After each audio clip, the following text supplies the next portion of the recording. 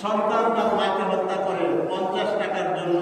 এই যে free fire খেলা, এটা মনে আছে যে মায়ের কাছে সন্তান টাকা চেয়েছে, মা টাকা দেয়নি, সন্তান মাকে বটি দিয়ে কুপিয়ে হত্যা করেছে না? করেছে। এই মানুষগুলো এরকম হীন কাজে কি হয়েছে? লিপ্ত হয়েছে। আজকে আমাদের কাছে এই কোরআনের শিক্ষা না থাকার কারণে, ঠিক কিনা? আজকে যদি আমাদের কাছে কোরআনের শিক্ষা থাকতো, আজকে যদি ইসলামের নৈতিক শিক্ষা থাকতো, তাহলে আমাদের সন্তানেরা বিপথে যেত। আপনি দেখেন কয়টা মাদ্রাসার ছেলে মেয়ে, কয়টা মাদ্রাসার পড়ুয়া ছেলে মেয়ে পিতামাতাকে এরকম বৃদ্ধাশ্রমে রাখে, তারপরে পিতামাতার অবাধ্য হয়। এরকম হয়, দেখেছেন? এরকম নজির দেখেছেন? এরকম নজির দেখা যায়। এই জন্য আমরা নিজেরা, আমরা এখন যারা এখনো কোরআনে কারীম শিখতে পারি নাই, আমাদের কোরআন শেখার প্রয়োজন আছে কিনা? কোরআন শেখার প্রয়োজন আছে না?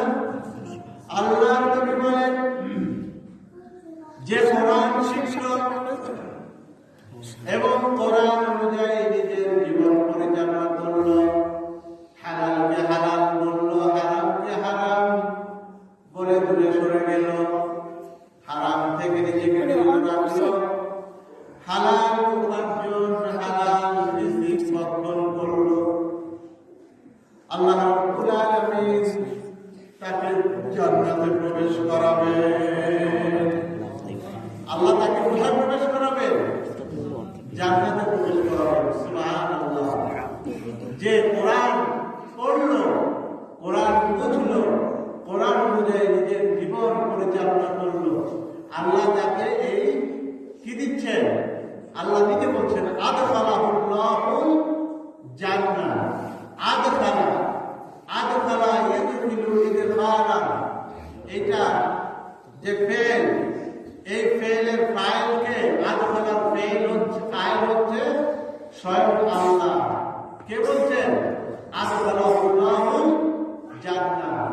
আল্লাহ নিজে তাকে জান্নাতে প্রবেশ করাবেন। সুবহানাল্লাহ বলবেন না?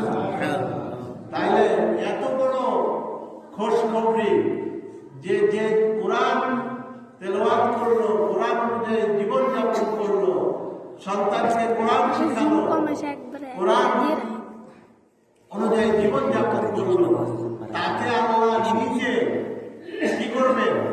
কিয়ামতের দিন জান্নাতে প্রবেশ করাবেন। এটা অনেক বড় পাওয়া না? আল্লাহ যদি কিয়ামতের এই বিভীষিকাময় পরিস্থিতির মধ্যে আমাকে বলে যে তুমি কোরআন অনুযায়ী জীবনযাপন করেছো, কোরআন পড়েছো, কোরআন অনুযায়ী সন্তানকে মানুষ করেছো, ঠিক আছে, আজকে তোমাকে আমি জান্নাত দিয়ে দিলাম, তাহলে আমার আর কোনো কিছু চাওয়ার থাকবে? হ্যাঁ? আর কিয়ামতের ময়দানে যদি আল্লাহ বলে এই যে নভেম্বর মাস, এই নভেম্বর মাসের 1 থেকে 21 তারিখ আজকে না 22 তারিখ, আজকে 22 তারিখ, এই 22 দিন, এই 22 দিনের হিসাব দিয়ে জান্নাতে যাও, আমি তো পারবো না, আপনারা পারবেন মনে হয়? পারবেন? যদি বলে যে গত শুক্রবার থেকে এই শুক্রবারে যা যা করেছো একটু হিসাব দিয়ে তারপরে জান্নাতে হলে জান্নাতে যাও, জাহান্নামে হলে জাহান্নামে যাও, হিসাব দিতে পারবো? পারবো না। আমি তো মনে হয় পারবো না, আমার কাছে মনে হচ্ছে পারবো না।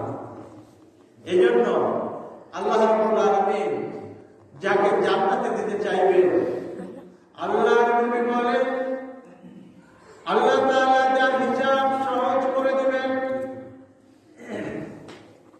আল্লাহ তাআলা তাকে আলাদা ডেকে নেবেন, একটা পর্দার অন্তরালে ডেকে নেবেন। আল্লাহ রাব্বুল আলামিন বলবেন বান্দারে, এই কাজগুলো তুমি করেছো, দেখো। বান্দা লজ্জিত হয়ে যাবে,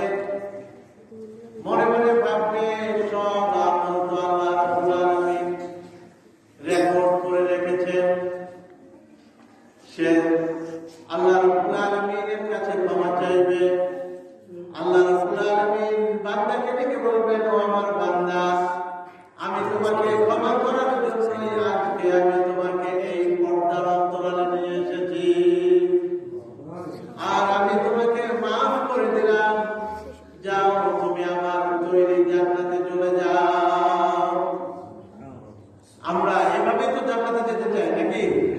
আমরা আল্লাহর দরবারে হিসাব আমরা দিতে পারবো না। আল্লাহ যেন আমাদের হিসাবকে কি করে দেয়? সহজ করে দেয়। এই জন্যই আল্লাহ তাআলা রাসূল আমাদেরকে দোয়া শিখিয়েছে, আল্লাহুম্মা হাসিবনি হিসাবান ইয়াসীরা। হে আল্লাহ, আপনি আমার হিসাবকে কি করে দেন? সহজ করে দেন। আল্লাহ রাব্বুল আলামিন আমাদের সকলকে আল্লাহ এই হিসাবের দিনে হিসাবকে